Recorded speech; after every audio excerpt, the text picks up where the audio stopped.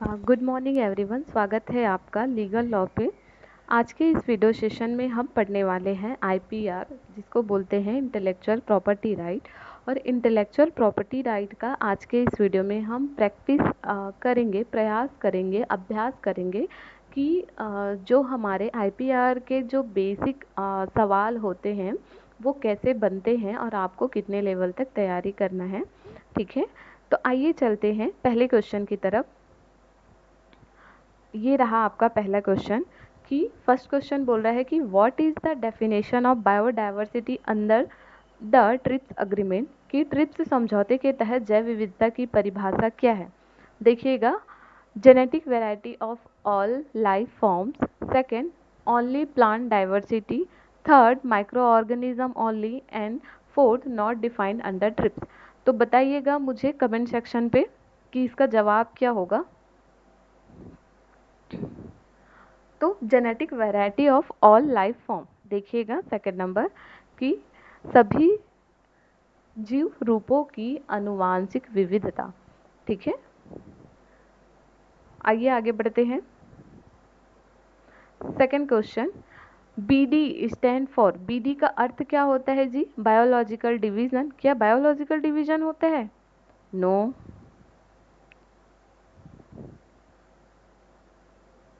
तो फिर क्या होता है? आगे बढ़ते हैं। सेकेंड, बायोडाइवर्सिटी, बायोटेक्नोलॉजी डाटा या बायोलॉजिकल ड्रग्स। तो हमारा सही आंसर होगा जी, देखिए यहाँ पे बायो डिवीजन नहीं होगा, बायोलॉजिकल डाटा भी नहीं होगा और ना ही बायोलॉजिकल ड्रग्स होगा, सिर्फ और सिर्फ जैव विविधता या बायोडाइवर्सिटी होगा। ठीक है, अगर कोई भी डाउट हो तो कमेंट सेक्शन पे कर सकते हैं आप कमेंट, और साथ ही साथ आप लाइक करिए, सब्सक्राइब करिए और शेयर करिए, ताकि हमारे जो व्यूअर्स हैं वो उनकी संख्याओं में बढ़ोतरी हो और आपको बेनिफिट मिले। ठीक है, India sign the CBD treaty in which year. अब सीबीडी का मतलब होता है convention for biodiversity.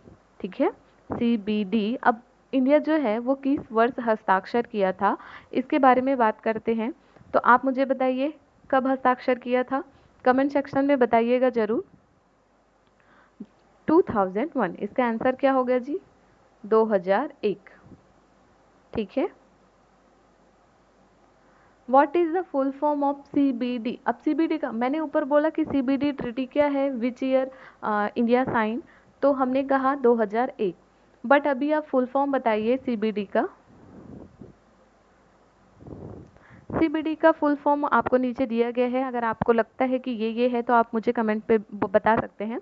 Convention on biodiversity, common biodiversity directive, convention on biological diversity, community bio development. आप मुझे कमेंट सेक्शन में करिएगा कॉमन, बताइए हमारा सही जवाब होगा। चलिए देखते हैं, convention on bio convention on biological diversity. ठीक है, सी नंबर होगा हमारा सही जवाब।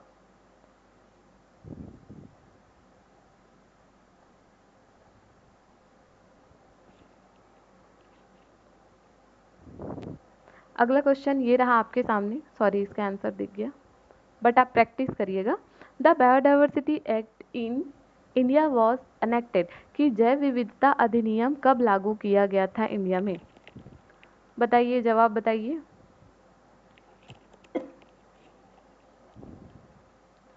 2002, 2002 को भारत में जैव विविधता अधिनियम पर लागू किया गया था। और इसका आधार क्या था या बेस क्या था? इसका आधार था जी CBD, convention on biodiversity act. ठीक है, जो 1992 में हुआ था, बट इंडिया ने रेटिफाई कब किया था? कमेंट करिए। अगला क्वेश्चन आता है, which act contain to punishment section related to biodiversity, कि कौन से जैव विविधता से संबंधित दंड की धारा किस अधिनियम में है? तो बताइए, अगर जैव विविधता, अगर कोई जैव विविधता का उल्लंघन करता है तो उसका पनिशमेंट कहाँ दिया गया है?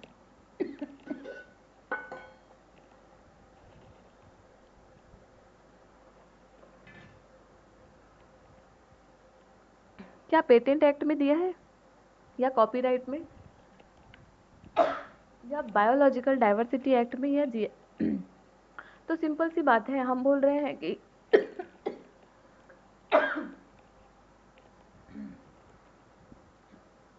हम बोल रहे हैं बायोडाइवर्सिटी। तो भाई बायोडाइवर्सिटी का अगर किसी को पनिशमेंट देना है तो जाहिर सी बात है बायोडाइवर्सिटी एक्ट पे ही दिया जाएगा। ठीक है, C number, what is the TK? TK मतलब ट्रेडिशनल नॉलेज। ट्रेडिशनल नॉलेज का क्या मतलब होता है जी? कि हमारे जो दादी नानी, तो हमारी जो दादी नानी है, अब दादी नानी जो है हमें बताई है कि हल्दी से जो है ना वो हमारे घाव जल्दी भर जाते हैं। ठीक है, घाव जल्दी भरते हैं। फिर बताया गया है कि नीम जो है वो एंटी फंगल होते हैं। ठीक है, जब एंटी फंगल है एंटी फंगल बताया गया है हमारे दादी नानी की तरफ से, तो वो तो हमारे ट्रेडिशनल नॉलेज हुई ना। अब कोई व्यक्ति जो है हल्दी का अगर वो कराता है, पेटेंट कराता है या कोई भी इन्वेंशन के नाम पर रजिस्टर कराता है तो ये तो गलत बात हुई। तो इसका मेन आंसर क्या होगा जी? बी, कि टीकेडीएल क्या है? तो ये पीढ़ी दर पीढ़ी पारित स्थानीय ज्ञान है, local knowledge passed through the generation, की हमारी नानी ने हमको दिया, फिर नहीं, हमारी नानी ने मम्मी को, फिर मम्मी ने हमको, फिर हम अपने बच्चों को, फिर उनको, हम ऐसे देते जाते हैं। तो इसको पीढ़ी दर पीढ़ी हस्तांतरण करना या ट्रेडिशनल नॉलेज भी कहते हैं। ठीक है, 8वें नंबर का क्वेश्चन जी ये रहा। 8वें नंबर का क्वेश्चन पढ़िए, what does collaboration refer to the context of IPR and TK? IPR और टीके के संदर्भ में कोलैबोरेशन का क्या तात्पर्य है? Court proceeding, second sharing of traditional knowledge with consent, filing legal suit and the breach of trust. तो बताइए क्या आएगा? कोलैबोरेशन या हम साथ में मिलकर अगर कुछ करते हैं तो उसका मतलब क्या होता है जी? सहमति के साथ पारंपरिक ज्ञान का साझा। जी इसका आंसर हुआ बी नंबर। ठीक है देखिएगा अगला question, what is the full form of Ayush? Ayush बताइए, आयुष का फुल फॉर्म क्या है? ए का अलग मतलब होता है, वाई का भी अलग मीनिंग होगा, यू का भी अलग मीनिंग होगा, एस का भी अलग मीनिंग होगा और एच का भी अलग मीनिंग होगा। तो आप मुझे बताइए, आपको ऑप्शन में दिया गया है। ठीक है, मैच करिए और कमेंट सेक्शन पे कमेंट करिएगा। आयुर्वेदा, योगा, यूनानी, सिद्धा एंड होम्योपैथिक, क्या ऐसा है क्या? चलिए सेकेंड ऑप्शन भी देखते हैं। Ancient yoga, science of health, no, doubt है कि फर्स्ट सही होगा। ठीक है, अब देखते हैं allopathy, yoga, Unani, Siddha and herbal, no no no no, Ayurveda, youth and social healing, no, first number is right, क्योंकि ए से आयुर्वेदा, वाई से योगा, यू से यूनानी, एस से सिद्धा और एच से होम्योपैथी। ठीक है, ये है हमारा सही आंसर, देखिएगा स्क्रीन पे। अब बताइए कॉपीराइट प्रोटेक्शन, कॉपीराइट किसकी रक्षा करता है जी? डिस्कवरी, खोज की, आइडिया की, एक्सप्रेशन ऑफ आइडिया की, साइंटिफिक डाटा? कमेंट करिएगा जरूर। ठीक है, तो कॉपीराइट जो है वो हमारे एक्सप्रेशन ऑफ आइडिया को प्रोटेक्ट करता है। Is registration of copyright mandatory for protection, कि क्या कॉपीराइट के लिए पंजीकरण आवश्यक है? तो वैसे तो किसी भी चीज़ के लिए पंजीकरण आवश्यक नहीं है, बट एक्स्ट्रा प्रोटेक्शन मिल जाता है जब हम कोर्ट में प्रूफ करने जाते हैं तो। ठीक है, तो जवाब में आएगा नहीं, न तो रजिस्ट्रेशन कराना जरूरी है कॉपीराइट में और ना ही इन्वेंशन में, ना ही ट्रेडमार्क में।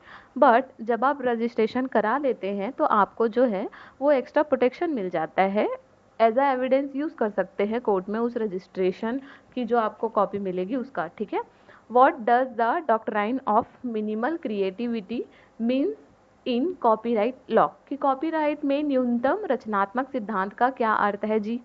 नो क्रिएटिविटी रिक्वायर्ड, कोई रचनात्मक आवश्यक नहीं है क्या?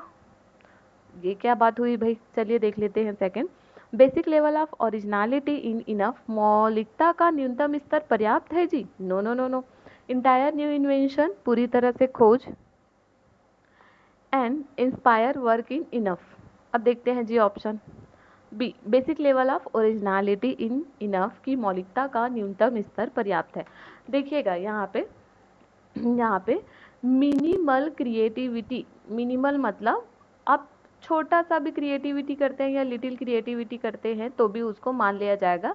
ऐसा किस केस में कहा गया था जी? डीबी मोदक के केस में, ठीक है। डीबी मोदक केस में ऐसा हमारे जो न्यायालय है उसके द्वारा कहा गया था, ठीक है। चलिए बढ़ते हैं अगले क्वेश्चन की तरफ।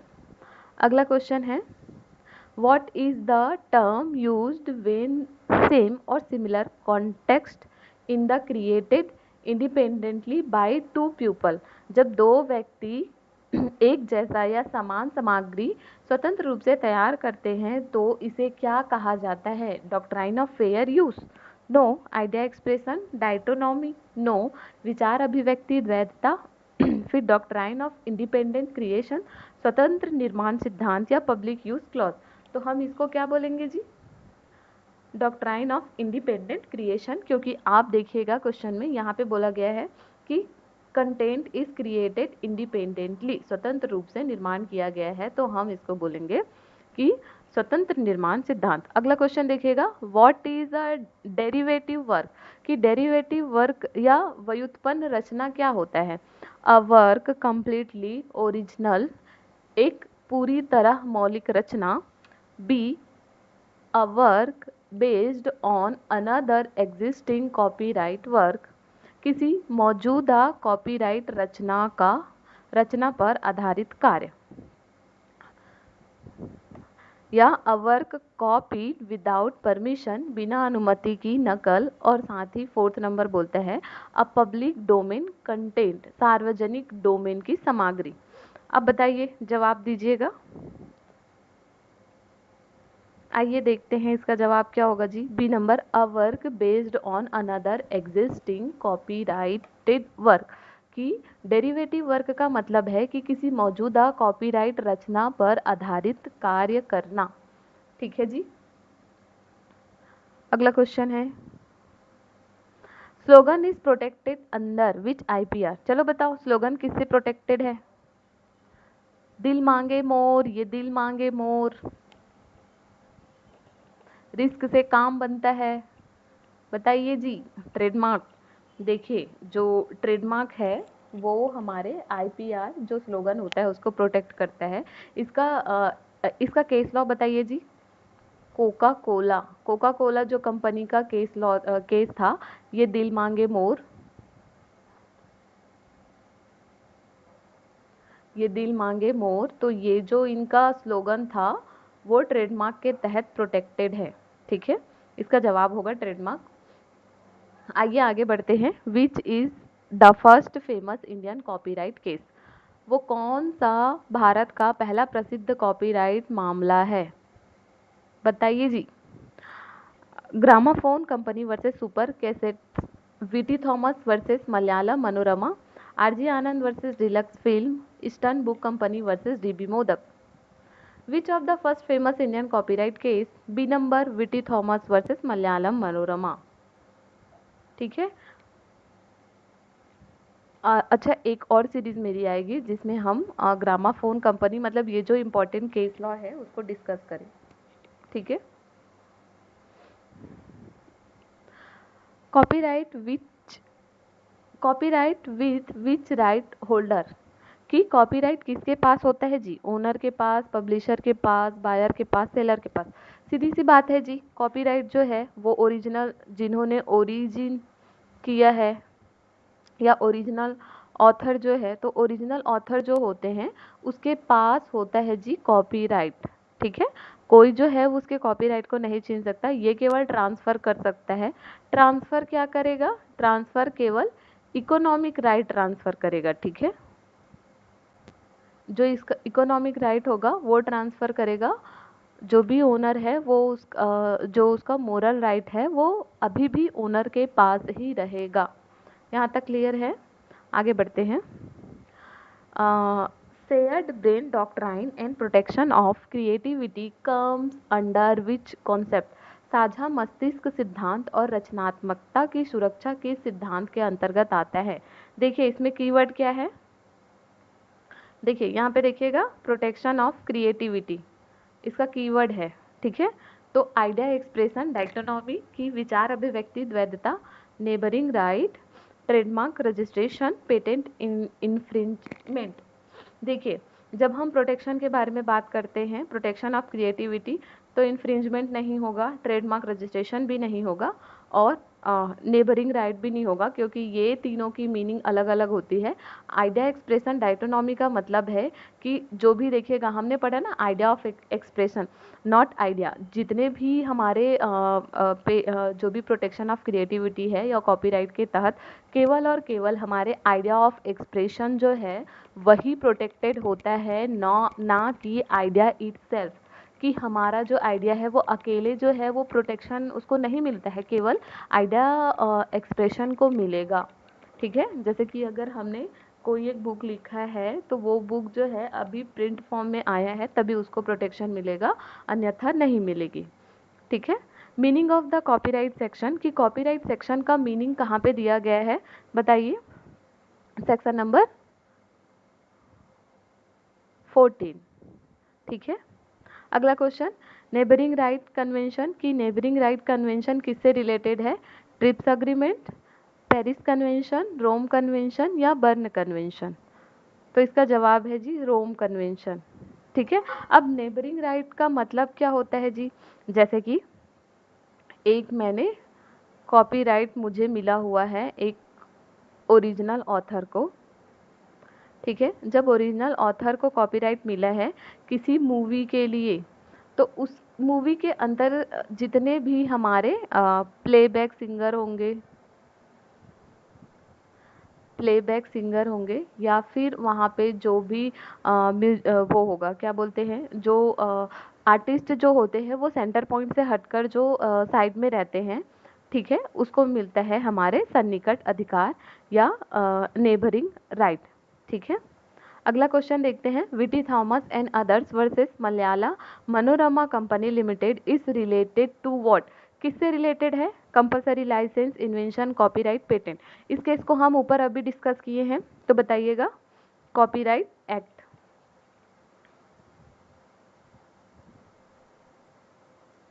अगला क्वेश्चन है, arrange the copyright registration process, कि कॉपीराइट का जो रजिस्ट्रेशन प्रोसेस है उसको अरेंज करिएगा। ठीक है, देखिए, अगर आपको ये आता नहीं है फिर भी आप एक वो अपने अजम्पशन से लगा सकते हैं। जैसे सबसे पहले हम एप्लीकेशन फाइल करते हैं, ठीक है, तो जब हम एप्लीकेशन फाइल करते हैं तो उस हिसाब से ये दो ऑप्शन तो जो है वो होगा ही नहीं, ये दोनों में से कोई एक ही होगा। तो सबसे पहले ये देखिएगा। अब एग्जामिनेशन, पब्लिकेशन एंड ग्रांट, देखिए उसके बाद आता है diary number, examination, objection, registration. तो क्या हो सकता है बताइए, ऑप्शन नंबर बी। ठीक है, हम फाइलिंग करते हैं, फिर हमें डायरी नंबर मिलता है, फिर जो रजिस्ट्री होगा वो एग्जामिनेशन करेगा कि हमने जो भी कॉपीराइट कराने के लिए लेके आए हैं वो कहीं से कॉपी पेस्ट तो नहीं हुआ है, किसी पहले का, किसी पर्सन का जो पहले का वर्क किया गया है वहाँ से तो नहीं लिया गया है। फिर ऑब्जेक्शन होगा, ठीक है, ऑब्जेक्शन भी अलग अलग टाइप का होगा। ठीक है, फिर रजिस्ट्रेशन होगा, लास्ट में फाइनल हमें रजिस्ट्रेशन मिल जाएगा हमारे कॉपीराइट के लिए। ठीक है,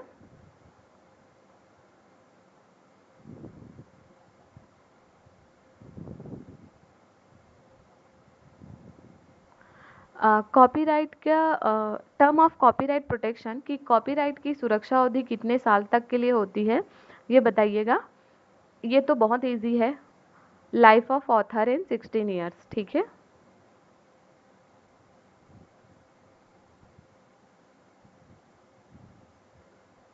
कि लेखक का जीवन काल और 60 साल जो है उसको प्रोटेक्ट किया जाता है कॉपीराइट। अब कॉपीराइट के बारे में जब हम बात कर रहे हैं तो कॉपीराइट से रिलेटेड इनके अलग अलग प्रोटेक्शन होते हैं। जैसे कि अगर ओरिजिनल ऑथर है तो उसको अलग प्रोटेक्शन दिया जाएगा, पोस्थोमस या सुडोनॉमी अगर ऑथर है तो उसको अलग अलग टाइप से प्रोटेक्शन दिया जाता है।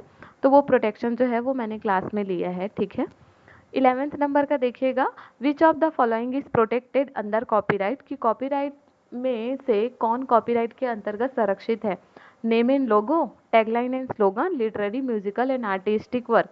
Very easy, third number, literary, musical and artistic work.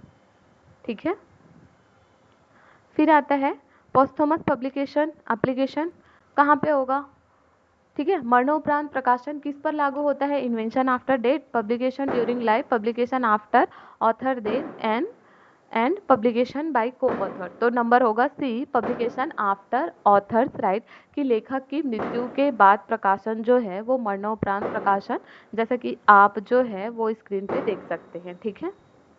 फिर अगला क्वेश्चन दिखेगा, विच of the following is example of the work protected by copyright, कि निम्नलिखित में से कौन सा कार्य कॉपीराइट से संरक्षित है।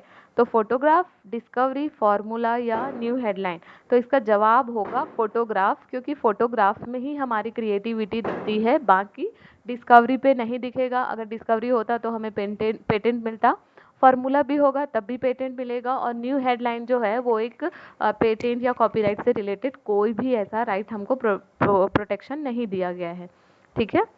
14 नंबर पे देखेगा, what is the compulsory licence, अनिवार्य लाइसेंस क्या है। देखेगा first number, free use licence, की निःशुल्क उपयोग लाइसेंस, बिना पैसे का फ्री में यूज। सेकंड नंबर देखिएगा, स्वामी की सहमति के बिना सरकार द्वारा प्रदत्त licence, licence issue to any application, किसी भी आवेदक को जारी लाइसेंस, या licence for expired work. No, licence for expire work होगा ही नहीं, आवेदन की जारी लाइसेंस भी नहीं होगा। यहाँ पे इसका जवाब होगा government mandated licence without owner consent, क्योंकि जब हमें गवर्नमेंट कंपलसरी लाइसेंस प्रोवाइड करता है तो इसके पीछे बहुत सारे रीज़न होते हैं। लाइक अगर जो भी इन्वेंशन है वो अगर वाजिब रेट पे नहीं मिल पा रहा है, या विदेश में इसके इन्वेंशन विदेश में किया गया है, या इसका प्रोडक्शन जो है वो प्राइस जो है वो सही दाम में हमारे जो भी कंज्यूमर है उसको नहीं मिल पा रहा है, तो ठीक है। What is the time limit for opposing the grant of a patent after the publication. देखिए इसमें दो चीज होता है, after publication and before publication, ठीक है। तो बिफोर पब्लिकेशन में क्या टाइम मिलता है और आफ्टर पब्लिकेशन में क्या टाइम मिलता है। आफ्टर पब्लिकेशन में मिलता है 12 मंथ, एंड बिफोर पब्लिकेशन में मिलता है 6 मंथ, ठीक है। अब देखिएगा यहाँ पे क्या ऑप्शन दिया गया है, देखते हैं 2 मंथ, जो कि ये गलत है, आप इसको करेक्शन करिएगा, ये ऑप्शन नंबर सी होगा और यहाँ पे 1 होगा, ठीक है। What does compulsory license means under patent law, भारतीय पेटेंट कानून के तहत अनिवार्य लाइसेंस का क्या अर्थ है। Licence issue by court for free trade, licence grant mandatory by government under certain condition, licence that can only be used by foreign, या licence obtain through the holding. तो सही जवाब होगा इसका licence granted mandatorily by government under certain condition, की कुछ शर्तों के तहत सरकार द्वारा अनिवार्य रूप से जारी लाइसेंस को हम बोलेंगे, क्या बोलेंगे जी, अनिवार्य लाइसेंस या compulsory licence. Which of the following is correct chronology order for international treaty and convention।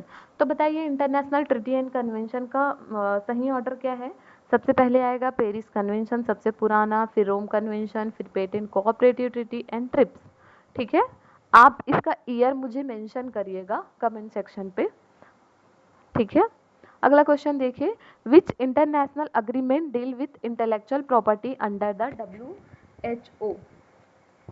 WTO sorry world trade organisation framework. WTO के ढांचे के तहत बौद्धिक संपदा से संबंधित कौन सा अंतर्राष्ट्रीय समझौता है। Paris convention, patent cooperative treaty, TRIPS agreement and वाइपो।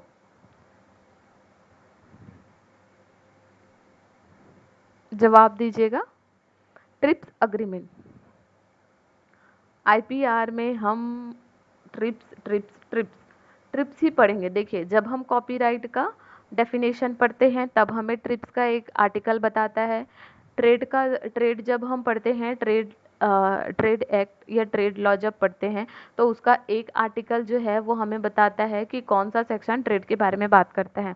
जब हम पेटेंट पढ़ते हैं तो ये पेटेंट के बारे में भी बोलता है कि कौन सा सेक्शन जो है इसका डेफिनेशन बोलता है। तो आप मुझे इसका आर्टिकल नंबर कमेंट सेक्शन पे लिखेंगे।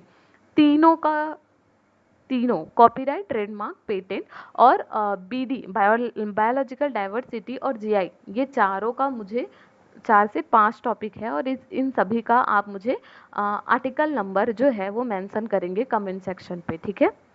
फिर 5th नंबर का लिखिएगा, which treaty provide unified procedure to filing patent application in multiple country.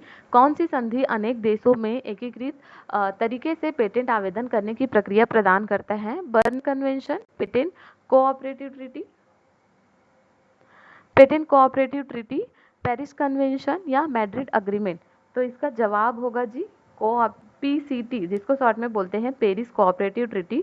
तो जब हम पेरिस कोऑपरेटिव ट्रीटी जो पेटेंट के लिए होता है, ठीक है, जब हम पेटेंट फाइल करते हैं तो एक ही एप्लीकेशन फाइल करते हैं और एक एप्लीकेशन जब फाइल करते हैं तो ऐसा माना जाता है कि जितने भी PCT के मेंबर हैं वहाँ पे फाइल कर दिया माना जाएगा, बट आपको पेमेंट जो है वो ईच कंट्री के हिसाब से करना पड़ेगा। मतलब प्रत्येक कंट्री में आपको अलग अलग पेमेंट करना पड़ेगा, जिनका जितना उनका शुल्क होगा उस हिसाब से, ठीक है।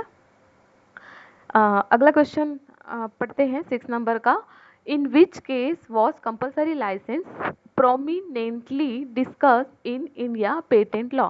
भारतीय पेटेंट कानून में अनिवार्य लाइसेंस किस मामले में विशेष रूप से चर्चित हुआ था?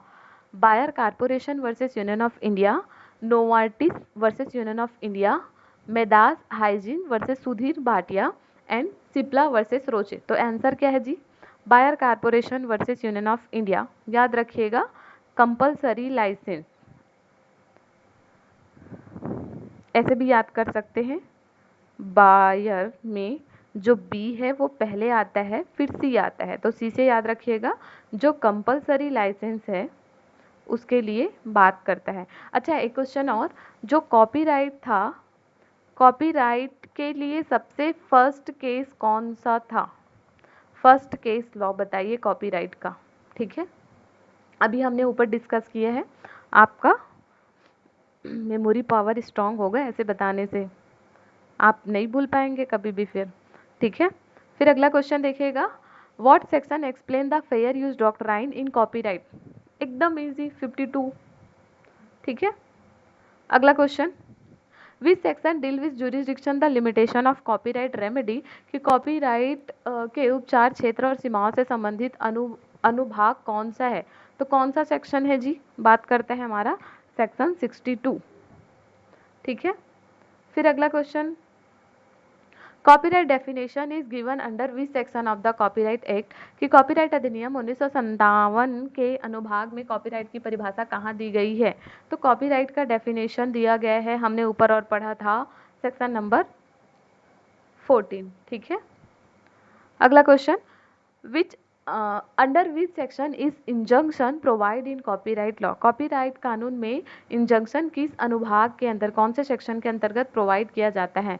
हम कॉपीराइट पढ़ रहे हैं, उसमें इंजंक्शन के बारे में बात कर रहे हैं, तो यहाँ पे आएगा 55, ठीक है। अगला question, temporary and permanent injunction are explain of which kind of remedy. तो सीधी सी बात है भाई, जैसे इंजंक्शन और जो भी हमारे टेम्पररी और परमानेंट इंजंक्शन देने का पावर किसके पास होता है? जुडिशरी। तो जुडिशरी के पास है तो ये जुडिशियल रेमेडी ही होगी ना, ठीक है। फिर देखिएगा, passing of in trademark law is related, कि पासिंग ऑफ का क्या मतलब होता है? पेटेंट का मिसयूज करना, अनफेयर एडवर्टाइजमेंट या miss representation of trademark and copyright. तो जवाब होगा मिस रिप्रेजेंटेशन। इनके 3 टाइप होते हैं, आप मिसयूज करते हैं, मिसयूज कर रहे हैं, मिस रिप्रेजेंटेशन कर रहे हैं या फिर डैमेज कर रहे हैं, तो वो जो होगा वो पासिंग ऑफ के कैटेगरी में आएगा, ठीक है। अगला क्वेश्चन देखिएगा, what does section 2Z be the trademark define, कि कौन सा सेक्शन डिफाइन करता है जी ट्रेडमार्क एक्ट का 2ZB। तो सीधी सी बात है, यहाँ से आप कनेक्ट कर सकते थे ट्रेडमार्क एक्ट, तो जाहिर सी बात है ट्रेड को ही डिफाइन करेगा, पेटेंट को डिफाइन नहीं करेगा, ना ही कॉपीराइट को डिफाइन करेगा, ना ही इन्वेंशन को डिफाइन करेगा, ठीक है। What is the time period of trademark registration, trademark registration का टाइम पीरियड क्या है? जल्दी जवाब दीजिए। 10 साल। What is the Bolar provision related to, Bolar प्रावधान किससे संबंधित है, अनिवार्य लाइसेंस से, अनुसंधान और नियामक अनुमोदन से, जैसे रिसर्च एंड रेगुलेटरी प्रोविजन। फिर आता है trademark infringement, extension of patent. तो जो पोलर प्रोविजन है वो रिसर्च एंड रेगुलेटरी अप्रूवल से रिलेटेड आता है, क्योंकि गवर्नमेंट जो है जब किसी भी पेटेंट का टाइम पीरियड जो है अगर ऑफ होने वाला है तो उसको 3 साल पहले ही हम ओपन कर देते हैं, अगर गवर्नमेंट चाहे तो 3 साल का मतलब है कि जैसे 2025 में इनका एक्सपायर होना था पेटेंट, तो गवर्नमेंट क्या करेगा, 25 से पहले 24 से पहले 23, तो 2023 में ही इसको किसी पर्सन को अगर ज़रूरत है या पब्लिक एट लार्ज की आवश्यकताओं को पूर्ति करने के लिए हम बोलर प्रोविज़न के तहत ले सकते हैं, रिसर्च एंड जो भी रेगुलेटरी प्रोविज़न होता है उसके तहत। ठीक है, what is the mean by pre grant opposition, हमने एक चीज़ पढ़ा था, आपको बताया था कि प्री ग्रांट होता क्या है और पोस्ट ग्रांट क्या होता है। तो प्री मतलब पहले और पोस्ट मतलब बाद में। तो बाद में पहले अपोजिशन का मतलब क्या होता है कि पेटेंट प्राप्ति के बाद विरोध। देखिए ना, सिंपल सा 3 चीजें दी गई है, पेटेंट प्राप्ति के बाद विरोध, अस्वीकृति के बाद अपील, पेटेंट प्राप्ति से पहले विरोध। तो देखिए, before the patent of granted, तो पहले मतलब क्या होता है जी, बिफोर होता है, आफ्टर मतलब बाद में होता है। ठीक है, तो जब भी बिफोर आए तो आप लगाएंगे before the patent is granting. ठीक है जी, यहाँ तक क्लियर है। अगला क्वेश्चन देखिए, which section define the invention, हमने आपको पढ़ाया था जी, तो कौन हुए जी, एमपीजी। तो यहाँ पे 2M और 2J, 2M और 2J, तो 2J में क्या है जी, इन्वेंशन, और 2P में क्या है जी, पेटेंट, भूलेंगे तो नहीं। ठीक है, तो यहाँ पे इन्वेंशन पूछा है तो जी में आएगा। ठीक है, अगला क्वेश्चन बढ़ते हैं 12वें नंबर की तरफ। India follow which type of the patent system, India किस टाइप का पेटेंट सिस्टम यूज करता है, फर्स्ट टू फाइल, कि पहले आवेदन करने वाला जो है उसको पेटेंट मिलेगा। यहाँ तक क्लियर है। देखिएगा, मैं यहाँ पे 12 मतलब कि ऐसा कुछ नहीं है, सीक्वेंस इसका अलग है। जैसे मैंने फर्स्ट के 14 तक जो है वो फर्स्ट 14, फिर 14 के बाद मैंने फिर फर्स्ट से लेके 6 क्वेश्चन दिया है, फिर ये 6 से लेके 6 के बाद फिर मैंने 1 से लेके फिर 14 तक क्वेश्चन दिया है। तो ऐसे ऐसे दिए है, तो इस वजह से सीक्वेंस आगे पीछे हुआ है। ऐसा कुछ भी नहीं है कि मैंने सिर्फ 12 क्वेश्चन कराया है। ठीक है, आधे घंटे के वीडियो में मैंने 12 क्वेश्चन नहीं कराया जी, बहुत सारा करा दिया है। What is the time period for patent protection in India, Bharat में पेटेंट की सुरक्षा की अवधि क्या होता है, 15, 20, 10, जवाब होगा आपका 20। ठीक है, what is the correct sequence of patent granting procedure in India. तो सबसे पहले देखिएगा फाइलिंग, मैंने बताया था फाइलिंग, फिर आता है जी हमारा publication, request for examination and granting. तो कंफ्यूज मत होइएगा, दो ऑप्शन को एकदम एकदम पक्का कर लीजिएगा, ये दोनों नहीं होगा। फाइलिंग होगा, पब्लिकेशन या एग्जामिनेशन, पब्लिकेशन पहले होगा क्या, नहीं पहले हाँ, जब हम फाइलिंग करेंगे तो पेटेंट में क्या होता है, उसको पब्लिकेशन कराया जाता है ताकि कोई व्यक्ति उसके खिलाफ प्री और पोस्ट अपोजिशन कर पाए। उसके बाद रिक्वेस्ट फॉर एग्जामिनेशन कि हम रजिस्ट्री को एग्जामिनेशन के लिए भेजते हैं, फिर लास्ट में ग्रांट होता है। ठीक है, ठीक है, thank you so much everyone. आज का हमारा प्रैक्टिस सेशन यहीं तक था। अगर आपको इस प्रैक्टिस सेशन से रिलेटेड कोई भी डाउट है तो आप मुझे कमेंट सेक्शन पे कमेंट कर सकते हैं, और आप कमेंट करते रहिएगा, लाइक करते रहिएगा, शेयर करते रहिएगा और सब्सक्राइब करते रहिएगा, और मुझे इसी तरह प्यार देते रहिएगा। Thank you so much.